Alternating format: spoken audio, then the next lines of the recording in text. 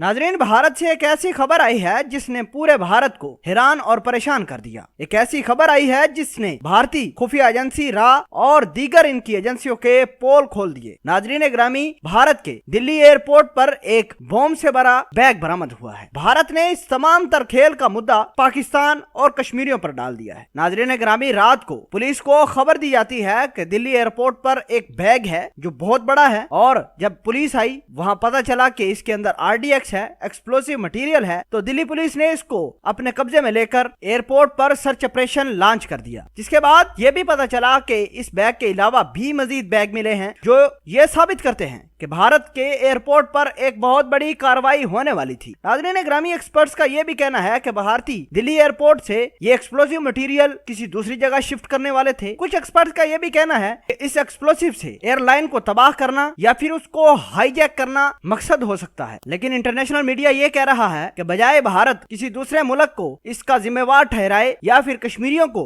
इसका जिम्मेवार ठहराए, पहले भारत को अपनी एजेंसियों को ही पूछना चाहिए कि एयरपोर्ट के अंदर किस तरह ये बैग मिला है। एयरपोर्ट के अंदर इतनी सिक्योरिटी टाइट होने के बावजूद भारत की तमाम एजेंसियां फेल कैसे हुई। भारत को दूसरे मुमालिक पर इल्जाम तराशी करने से पहले अपने गिरबान में झांकना चाहिए। नाज़रीन ग्रामी, इंटरनेशनल मीडिया ने यह भी इंकशाफ किया है कि भारतीय इंतहा पसंद ही थे जो इस एक्सप्लोसिव को जहाज के अंदर लेकर जाने वाले थे, और भारत ने तमाशा क्या किया कि इल्जाम पाकिस्तान और कश्मीर के ऊपर लगा दिया। उन्होंने कहा कि कश्मीर से कुछ टेररिस्ट आए थे जो एक्सप्लोसिव मटेरियल जहाज के अंदर लेकर जाना चाहते थे। लेकिन आपको यह बताते चलें कि इंटरनेशनल मीडिया ने भारतीयों की खूब खिंचाई की, भारतीयों के इस झूठ के पलंदे को भरपूर बेनकाब भी किया। पूरी दुनिया में मोदी की बेइज्जती भी हो रही है, इनकी राह की भी बेइज्जती हो रही है, क्योंकि इतना कुछ होने के बावजूद भारतीय है कि शर्म नाम की इनके अंदर कोई चीज ही नहीं, अपनी गलती मानने को तैयार ही नहीं कि हमसे गलती हुई है। बहरहाल भारतीय दिल्ली पुलिस ने इस बैग को अपने कब्जे में लेकर इन्वेस्टिगेशन शुरू कर दी।